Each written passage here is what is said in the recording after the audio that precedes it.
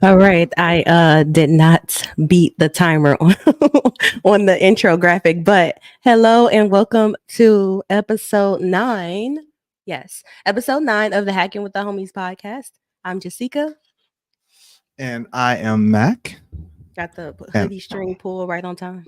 yeah, I had to get my drip, as the young folks say, correctly That's the positioned nerd properly. collar pop. Right. That's the nerd collar pop, that's for sure. So what's up, Jessica? It's almost like Santa Claus time. You ready? No, but we gotta do what we gotta do. It's crazy. This is a long year, and I think this is our last. Like now, we're about to do the last episodes for the year. This train. Oh wait, does Train X have a episode? I think so. We've been going strong, man. I'm like still in struggle mode, but I feel like I'm doing a little bit better. We got a lot of stuff like popping off for the new year, so I'm like mentally trying to get ready for all that. Yeah, you're getting me in order. You was like, hey, we need to have a project management tool in order to manage everything we're doing. So I get it. We got a lot popping off. But we're here. Today, I think we're going to chat about some industry news that's kind of got the world a buzzing a little bit. Yeah, so we both had like some articles that we saw that were overlapping with each other, but I think kind of like different perspectives. So you brought up the issue that Cruise is experiencing. I think they just laid off a bunch of people. Whereas on the flip side, I saw an article about Tesla recalling all 2 million of their vehicles. So I think those are possibly like in a related space. So we could talk about that one.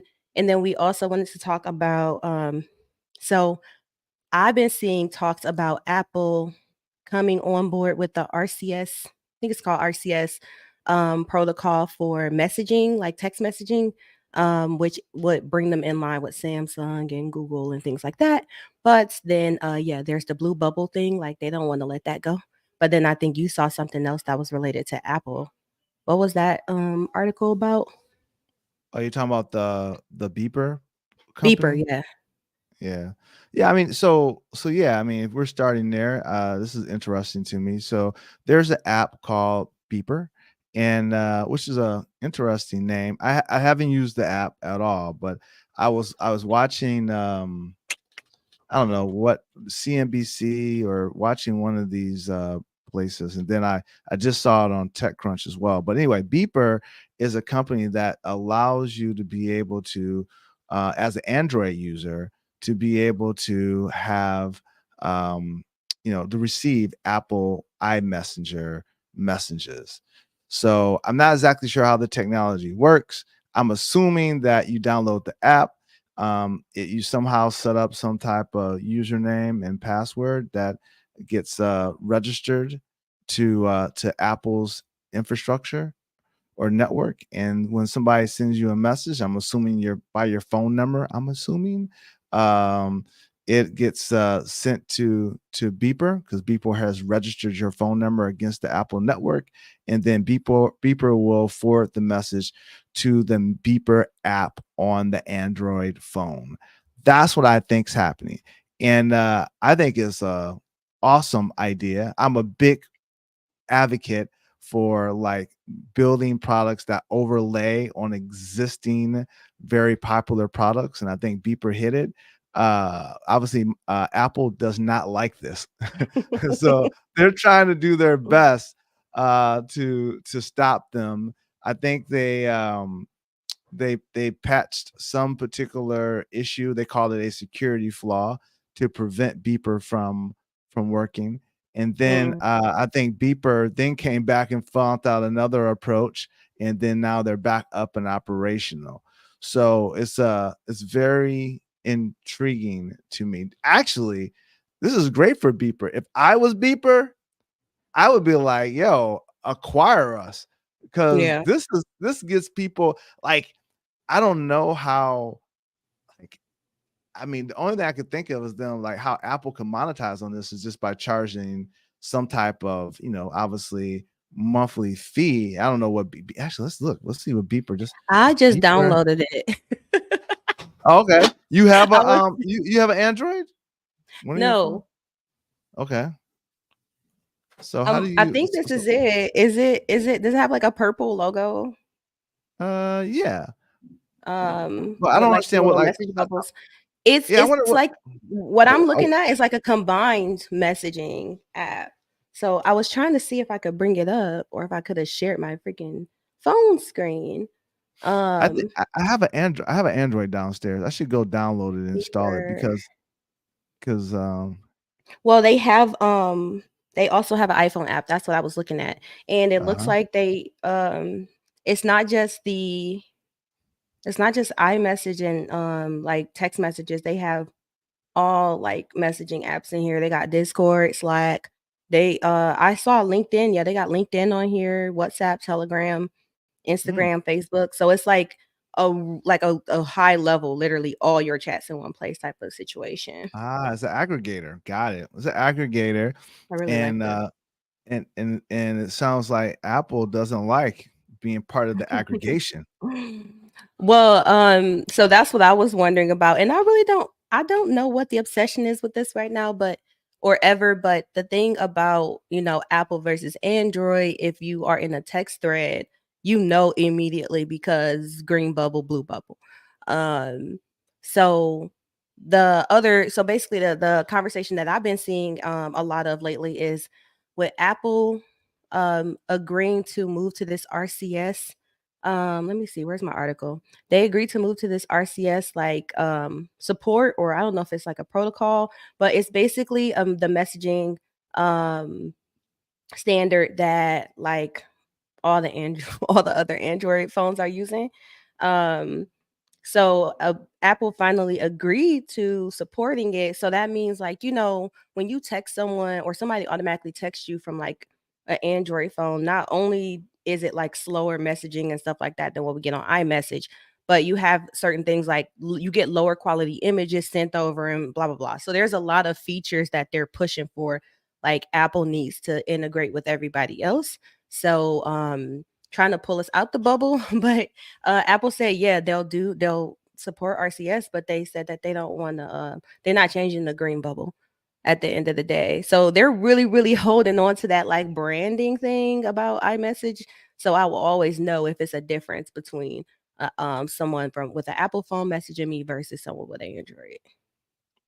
Yeah, and I didn't realize what RCS was until you just I mean, I always knew it was like rich text communication messaging, but like I didn't really understand what it is. So I think this sums it up. I was just reading this thing. It says RCS brings iMessage style features to cross-platform texts.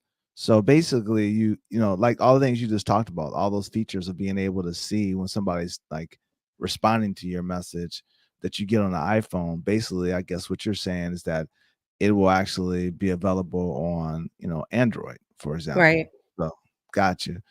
So that's cool. That's cool. I mean, I don't know. Like, I'm trying to think. I mean, I do like that feature because I know somebody is responding. Um, I'm just trying to think what else do I like. So I'm just reading all the features here. So read receipts, typing indicators, high quality images, and videos and more. So yeah, I'll be interested to see because I guess on an Android, you can get video too. I guess, like you said, I guess it's more of the quality of what's being sent. It's not going to be converted over probably or something. Uh, it's Okay, cool. Corn Tool said RCS may become the new SMS. Yeah, that's it's good if it's the new SMS, but they're still holding on to the like there's a distinction, a visual distinction between one or the other. And so then when you have a tool like was it called Beeper? Is that yeah, Yeah. Beeper, who's coming in and they're basically giving the experience that like yeah, they're doing the opposite. They're like, "Oh, everybody gets a blue bubble in here." And Apple doesn't like that. But I'm just like, I don't know what they're holding on so tightly to. Is it like the culture of it? Is it like I don't get it, but I kind of get it, but I don't because it's kind of weird. Like, what are y'all losing in value? Like, am I not gonna buy an iPhone just because like everybody has blue messages? I don't think people buy phones for that, but I could be wrong. Right. Um, I don't know. I mean, I What uh up though, Debecco? I just seen what up though. I had to say. yeah, that's what's up. Ask him.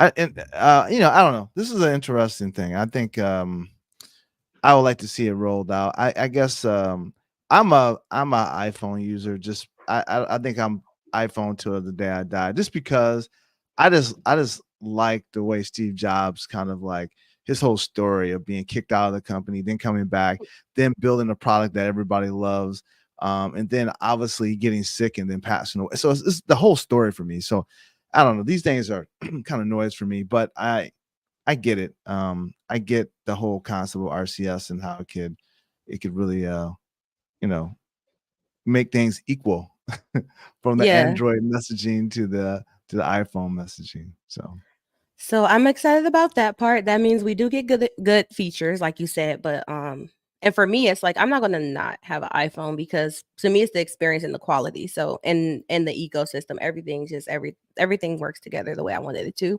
So I'm probably never gonna switch, but I don't yeah, I wonder if there's really people that are like, I have to buy an iPhone so I can get the blue bubble.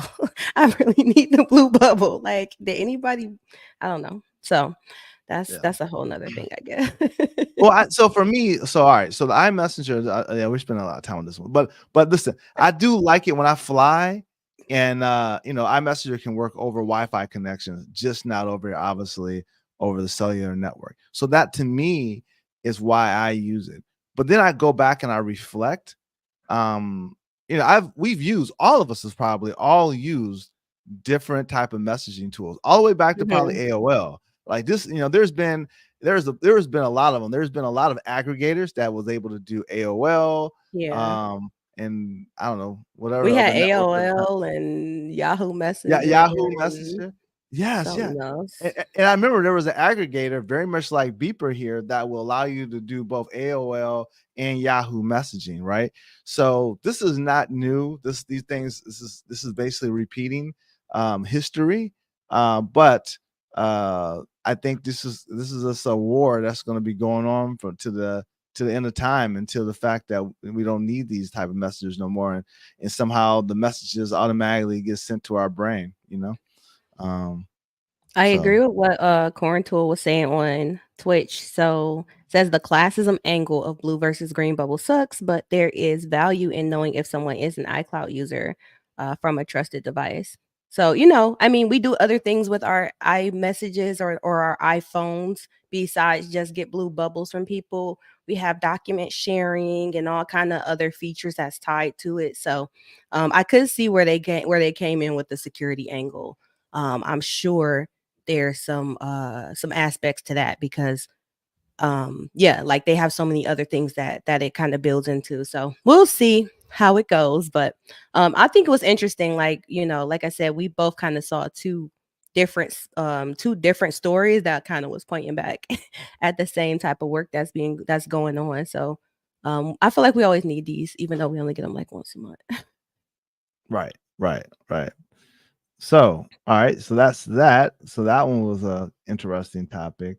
Um, on to the next topic, which is kind of intriguing to me, is that There's been a lot going on in autonomous driving. I mean, everybody Mhm. wants autonomous driving.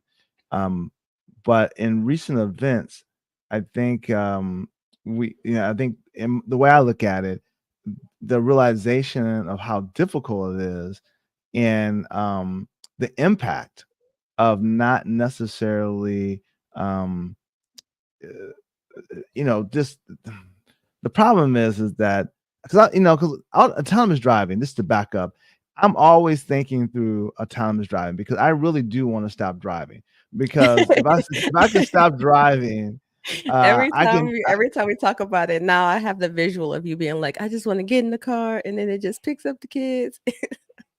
Yeah, I don't even wanna be in the car. I just wanna sit in the car to get the kids, and they can't touch nothing, everything's locked out, like, and think about, like, you have, like, a kid lock or whatever, safety lock and for kids in the car, right, like today, right? They can't necessarily open the door while the car is driving. I kinda see the same thing for autonomous driving and for when my car goes to pick up the kids. But anyway, but really, in all seriousness, is that this is a super complicated, you know, problem, right? Because like there's just so many unknowns that goes on with driving that I'm not flustered or mad or upset at any of these autonomous driving companies. This is just a very complex problem. So this brings to the story of Cruise. Cruise is a subsidiary of GM, and they had like I think last year or so they finally got there, and maybe it's been a couple of years. I don't know exactly when, but they had a license um, to uh, to basically have autonomous robo taxi vehicles on the road in California. And in around October, I think it's October 2nd, is when one of their vehicles, or maybe I don't know exactly day, I don't want to throw the wrong days out there. There was a situation where one of their vehicles actually um, there was an accident, not with one of their vehicles, but with somebody else's vehicle, a non-cruise vehicle. Woman, I think it was a woman's body was actually um, thrown in front of a cruise vehicle, and the cruise vehicle ran over the body, and then um, it actually then tried to pull over to the side and drug the woman 20 feet or something like that is what the reports were saying. Mhm. So this triggered a whole bunch of, obviously anger around this, and their license to operate in California was revoked. So this has triggered a lot of different feelings, a lot of different organizational things inside of Cruise. So today they laid off, I believe it was 24% of their workforce, and that's coming from TechCrunch. Mhm. So it's a pretty huge thing. That's 900 people being laid off before the holiday. Now they did get a good severance package. I was reading it. They get paid all the way to February 12th, and then they get another. See, long-term employees get an additional 2 weeks pay per every year, um, and then they get to stay on. They still get their bonuses, and they had severance package includes health benefits through the end of May, 2 months of contribution into their 401k plan. Um, so this is, I mean, I think Cruise, aka GM, is taking care of these folks, but to me it just reconfirms how sophisticated and complicated autonomous driving is. Yeah. Um, so firstly, because I feel like this is a whole nother topic. The fact that like I get it, like we have to be careful with this type of technology, but I also feel like, we're finally at that point where the typical software doesn't like software mindset, I guess you could say, or the standards that we have in software cannot really translate well to AI and ML, right? Because in software, like you have 99.999% uptime, and that's good. In AI, it's like you have 99.99999% accuracy with accidents, and it's like, no, one bad thing happening is like a major deal, which makes sense. But then it's kind of crazy because I'm like, I don't think we cared nearly that much about actual drivers like knowing how to drive. And yeah, so that which led into this whole thing because they were hit by an actual person causing like the initial the full situation, right? Correct. Yes. So that's a whole So that's a whole nother like I feel like that's a tangent, but yeah, it's crazy. this is an edge case, right? This is an edge case that I think obviously they didn't think through all the way. And I'm not sure how often this type of edge case happens. But at the end of the day, I mean, people were already gunning for Cruise already. There were already, people protesting about this and saying the vehicles weren't ready. There was a lot of things going on there, and there were some hiccups, but there's hiccups there. And Mhm. this sounds crazy, but and this sounds bad. I mean, unfortunately, like there's been a lot of new technologies that unfortunately that was like unsafe in the beginning and people got hurt. Some people may have died. But the technology got better and better and better. Cars, And actual this cars driven by humans yeah, exactly. didn't Like used to have seat belts and kids didn't used to sit in car seats and yeah, man, this is par for the course, right? So I'm not too like I mean, I definitely, my heart goes out to the woman that was dragged and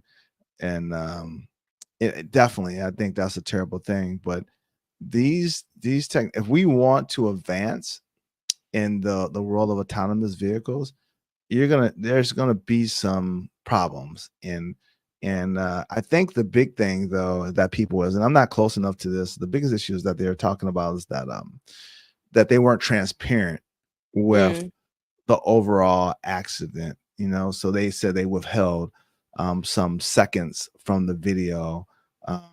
So I think that was probably the major issues. I think they could have recovered faster if there wasn't some type of like cover up scandal in the yeah. middle of this. You know what I mean? So um yeah. I mean, I would like to that makes me want to have a bigger conversation maybe for our next episode about like perfection in AI because I don't know if we got like a full time to talk about that, but it's like it's making me think about like you said, we have to decide like what are we willing to it's a push and pull. Like I don't think there's ever going to be a such thing as like perfect AI. That's so unrealistic to think. I mean, maybe in the future, yes, that's possible, but like realistically, it's it's not practical. So we have to decide, are we going to pursue these technologies? What is our standard going to be versus like otherwise it's kind of like an all or nothing thing, I guess. That's how I feel like it is right now. So that's AI, like different tools that we've been talking about, that's self-driving cars, that's everything. Because at the end of the day, when something happens, like this is an example where it's like the prime when we're holding AI to higher standards than we hold humans, which makes sense, but it doesn't at the same time. Because otherwise, like, how are we going to move forward with those technologies? That's kind of I don't know. That's a bigger conversation, but that's what immediately comes to me now. Yeah, no, this is huge. And honestly, it makes me think like, when will I trust these technologies with something that's precious to me Right. as my kids? You know what I mean? And you know, obviously, um, um, it wasn't. I haven't heard of a story where it got into a crash and the people inside the vehicle was hurt, but those things could potentially happen. So, Mhm. um, so I don't know. So this puts kind of a downer on me because I was getting hopeful, man. I was like, man, counting down the days before I don't have to drive, and I do think that autonomous driving. You've heard me before. Is that I think is going to change, the culture especially the culture of Black folks. I think we don't be going up north like that, man. Come on, man. We ain't going up no Yeah. north for 2 hours because we don't want to drive that long. You know what I'm saying? That's just one part of it. Obviously, economically, we have to have the money to own a cabin up there and all that good stuff. But I think that part is the easier. You can get mortgages and stuff for that. But just going up there every weekend or every other weekend and all that good stuff. It's just and it's not like there's a whole bunch of Black folks up there either. But I think that you know what I'm I saying? mean, I was like, "Oh, I wanna go I wanna learn how to, snowboard for real," but I'm just like, "That's a whole thing," and then I gotta ask if somebody else wanna go up there and because I Yeah, can't just go by myself, I can't like, I could, but then I don't want to, then it's yeah. like, "Oh, I guess we're not going," 'cause Man, it's don't the same nobody reason why we created Hacking with the Homies, man. The developer else conference is like nobody wants to be alone, right? No, so you want to have fun, right? You want to have Yeah, fun and be in the element with people that have the same type of likes that you have, such as music, culture, all that good stuff. So anyway, I think that if this autonomous thing takes off and it becomes affordable for everyone, I think definitely you'll see more people going up north. And quite honestly, I think you would see a lot of stuff, man. I mean, it's gonna be like amazing. Some of the things it's gonna change how like urban neighborhoods kind of work. You know what I mean? In mhm. regards to like delivery and stuff Oh like my that. god, yes, because if the way my patience and my temper is set up with these Uber, Eats drivers and these DoorDash drivers, and I'm triggered a Well, little bit because last night I was trying to get my food and I was hangry, and then as mm, soon as the person's, like, right at the corner, then they mark it as delivered, and then they gonna say, I didn't do that." I'm like, "Yes, yes, you did." Like, they only had 52 rides, so I already was, like, off rip, I was already upset, like, "Why y'all sending me somebody new?" So they trying the system. So I'm like, "This is a whole thing, like, can you just put my" I think, I don't know if you've seen them on Wayne State campus, and I think somebody we know might be yeah, related to the little projects, but the robot. little robots, yeah, I need Yeah. one of those, like, just send me the restaurant puts it straight into the box, and then it drives to my house. It ain't no person who could decide if they wanna eat my food or not, or if they Yeah. I but you know, I'm I ranting. no, I like it. I like it. I mean, but for me, I would just again, I would send my car. I would just be like, all right, I'm gonna send my car to go get my food. It Yes, pulls yes, up. yes. It pulls up and bring your food, bring your whatever that little Curbside, section is, yep. curbside, yep.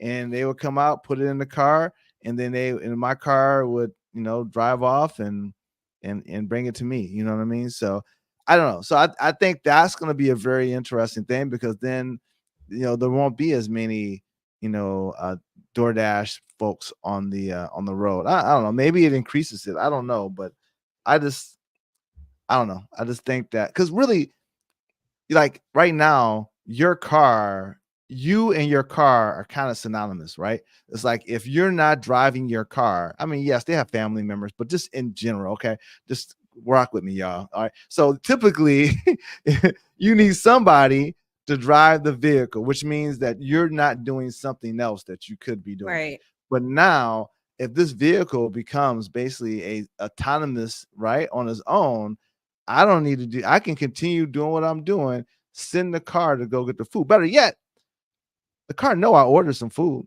So it automatically it be like, all right, the food is ready. I think about Hungry Howie's, like It get they the have the little notification, trackers. and then it just Yeah, go by itself. yeah, it just goes by itself, man. So I think it's gonna be amazing. And I don't even know if you remember, but Train X, if we remember that one of the use cases of Train X was like, we're building this model so that it will know my schedule, cars would show up when it need to. The autonomous cars would show up, take me to places where I need to be. So I've always been a fan of that. So anyway, I'm ranting. So this is all good. So I think so we we are also allowed to do that on podcasts. We have relatively short podcast episodes. yeah, that's true. That's true. But also the little shakeup as well has been with Tesla. I don't Yeah, know exactly why they did what they did, but they that was recalled what something. came up to for me. Mhm. They said they recalled all 2 million vehicles. due to quote unquote an issue with autopilot. So they want to update the software. Now, what's interesting is Tesla set the stage for over the air updates. So Right. why are they physically recalling cars? Yeah. That They doesn't make about to sense. put another chip in them cars. Watch. It's gonna be an AI chip in those cars, a new chip. I bet you. Because they don't And, have a reason to bring them in. yeah, I mean, it has to be something that's I'm just trying to see. It does not maintain responsibility for a vehicle. The investigation found that in certain circumstances with auto steer, the driver does not maintain responsibility for vehicle operation. It is unprepared to intervene as necessary or fails to recognize when auto steer is canceled or not engaged. There may be an increased risk of a crash. So I don't know. That seems software related to me, but you know, Mhm. but to It your could I point, mean, of course, yeah, it could definitely be a piece of hardware, but that don't sound like hardware the way they spinning it. I mean, yeah, it's probably related, but that's still software at the end of the day. Logic is yeah, I almost mean, always. and they said this is like the second time that the Corntool said they oversold how well autopilot works, might be disabling some features. I still don't get why they would have to physically disable them though. That's I'm just being all in their business. I feel like I feel like they're gonna put a chip in there. I would like you're gonna recall every single vehicle. They yeah, gonna I make mean, it even if it is for that specific reason, they're gonna make it worth their while. I would do yeah, that. and I mean, this may be also just to mitigate any type of potential lawsuit. Like you can say, all right, Yeah. we did a recall, you didn't bring your vehicle in, so it's not our fault. We let you know, Mhm. so it may just be that. But I'm I don't know. interested in seeing what they do with it, but yeah, you know how people are with Teslas. They'll come and like test out the features and make all kind of videos and stuff about it after the fact. So I'm sure if there is something new that's added that we will find out at some point. Well, it says safety metrics are stronger when autopilot is engaged than when not engaged. Um, in response to highlighting. So it looks like fatal or serious Tesla crashes that occurred when autopilot should not have been enabled in the first place. So yeah, it looks like they're just trying to get some safeguards. And quite honestly, this is probably like a cover my butt type of deal because like who wants to be like in a lawsuit for that? Those lawsuits are super. I'm assuming they're super expensive. You know, every time somebody has a wrongful like some type of either a death or a major accident in a Tesla, I'm assuming it triggers a lengthy type of legal action. I'm just putting some links here. Yeah, so I feel like I want to okay, so I have a question for you. Yeah. How are you feeling about um the vehicle space right now? Like is that something you follow closely? Like, what part of the vehicle space? Just in general? Mobility or self-driving Oh, cars? Like I just feel like I don't ever really look into it very often. But we are in the motor city and I feel like there's things going on, especially in the mobility space. well, I mean, mobility is so huge now, right? Everybody, different thing. There's a large category that includes mobility. It's just not vehicles anymore. It's Right. really anything to do with like transportation, of getting data from getting it's usually a physical asset from one place to another.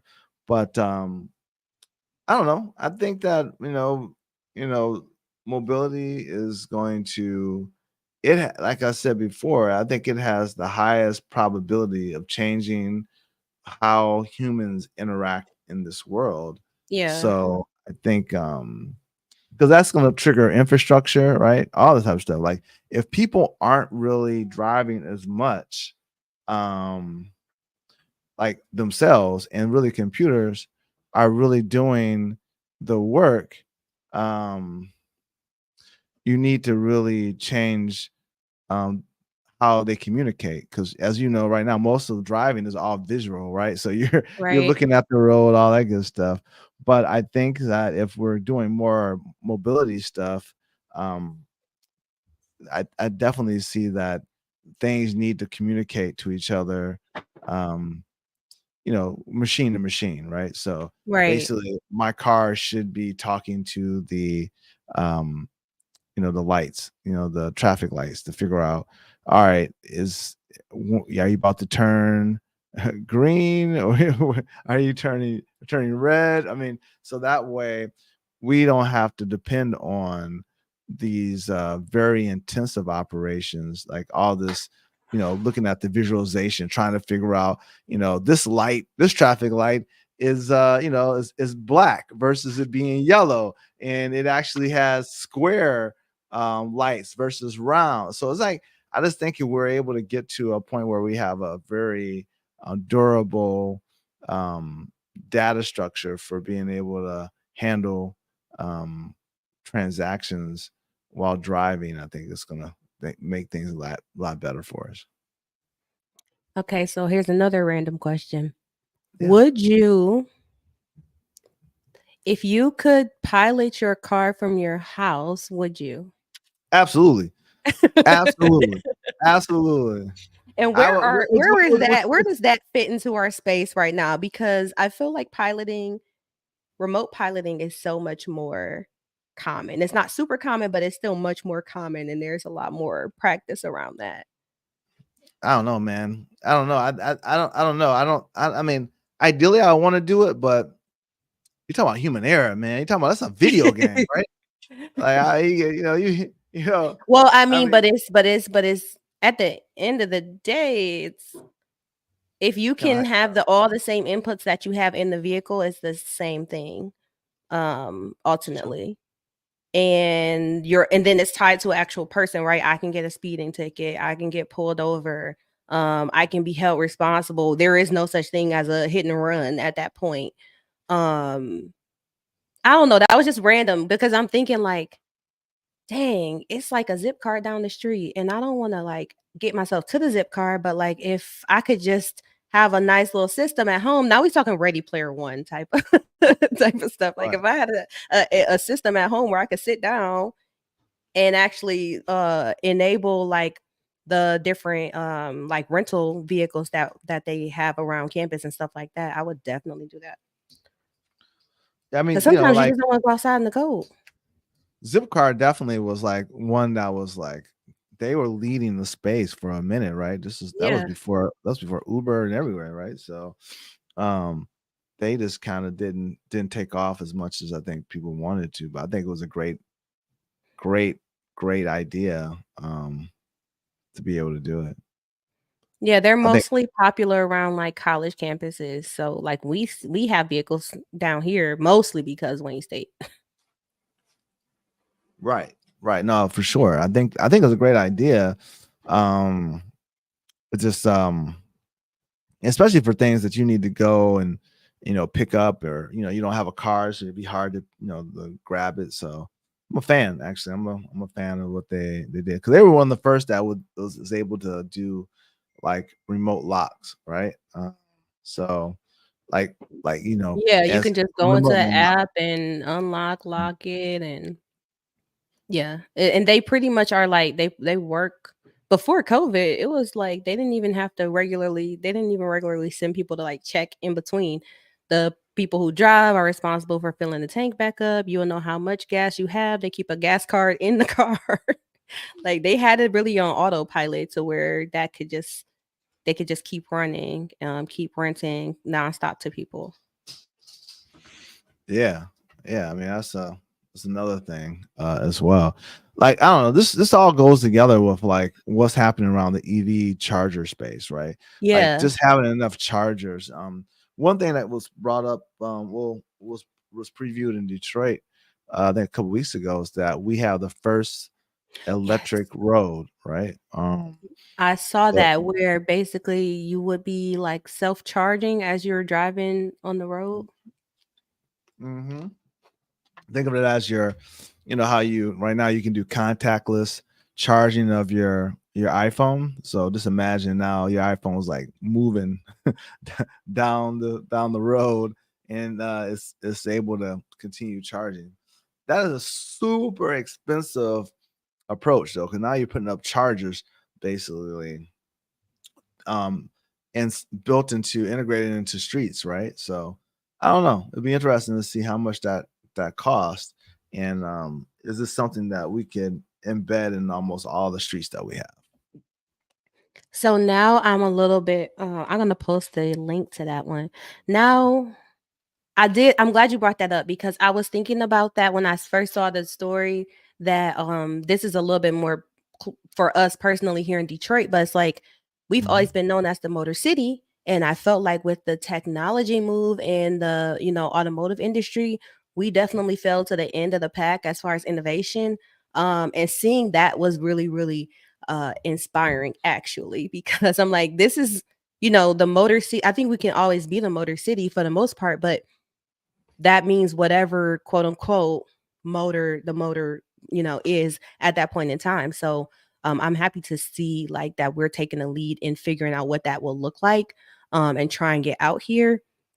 And I'm curious of how to play out in the long run because that there's always more opportunities that comes along with that. There's always, like obviously, with us, with hacking with the homies and Detroit Black Tech, we want people to be coming here as a source of, developer talent, technical resources and things of that nature. So I'm just happy to see when more moves are being done like that, where it's like, if anybody wants to explore that right now, they have to come here because we have the only one. And seeing what kind of innovation we could start pushing out from Detroit because, we're known I, for it. yeah, it's pretty interesting stuff. So that was really really good. What what about our? I guess we kind of hit our topics. Is there any other topics you want to hit? Is it time for our, selfish plugs, I think it's shameless time for plug? shameless plugs, and this is our last Hacking with the Homies episode for 2023. So I don't know if Mm, we need to do like an official little like closeout for the year or whatever, but yeah, we could do that after. I don't Shameless know. plugs. Yeah. I want to plug the main thing I want to plug right now is the Hacking with the Homies developer conference, which is already posted and planned for March. Ooh, don't get me to saying the wrong date. Hold I on. think it's May. Yeah, I don't know why I said March. It is in May. We are not going to be outside in the wintertime no more. Although I do plan on hosting a hackathon for February, which is when we usually do our conference. But Oh, same. where's my calendar? I'm very excited about that as well. So we got the same shameless plug there. And then the thing I'll talk about, and you probably have another shameless plug, is really just around, um, you know, Jessica and I are writing this book on MVP, that's minimal viable product. So we're just, we're gonna be heads down in the remaining of December here, just kind of knocking that out and finishing up some things. And so we're excited about that. And for me, I'll be really focused on a podcast that's coming the new year, where we actually have people come on and talk about what was their experience with building an MVP and what tips would they give their younger self if they had to do it again. So super excited there. I think MVP is a great way to validate your business idea and to start getting customers to actually buy the product and hearing the issues that they have and making sure your product is tackling it. All So right, I that's got it it. Mm. posted now. I'm excited about that though. Yes. And I feel like okay, so this is the end of the year. Yep. I'm excited for a lot of the things that are upcoming in 2024 because we're already putting a lot of work into those things. So it's a lot of stuff that's happening behind the scenes. But I do want people to know that we have the conference coming up. I would say by this upcoming Monday, I will have like the website updated and everything. So you can go and check out Hacking with the Homies. Is that one.org? It is. Hackingwiththehomies.org. Yep. And you will be able to get some info on our registration, what topics we're having. The CFP for Hacking with the Homies is going to be opening on Monday also. So it'll be like a big rollout of all the things that we have planned for 2024. And for those that are local, we might do some virtual stuff too, but definitely for those that are local, we will be having we'll get back to doing our in-person meetups because that was definitely something that paused over the pandemic and things like that. But feel like the timing is right to start to just kind of like get back together in community. So I'll start to kind of roll those out, and we'll get back to having like our regular events so we can see each other more, talk, and then we will be having just more technical events that we haven't tried before, like I said, with the hackathon. So I'm excited about that, and the trainings that we've been doing, getting more MVP developers into the space. So who knows? We'll see what kind of opportunities there are to just expand our community technically in 2024. Because basically, when it comes to us, if we find out about something and we feel like people need to know about this, we're going to find a way to get the training to you, get the content to you, or bring it to you ourselves. So I don't know what the future holds, but I just know it's going to be good. It's gonna be awesome. So looking forward to 2024. I'm all good. I'm all done with my shameless plugs for right now. But no, this is a great episode. Awesome. All right. Well, we will see y'all in the next episode. Wherever you are listening or watching, please, if you can like and share, that is so appreciated. You can find us on YouTube at Hacking with the Homies. And then, like I said, you can find us online at Hacking with the Homies as well. So we will see y'all in the new year with another episode. Take care, y'all.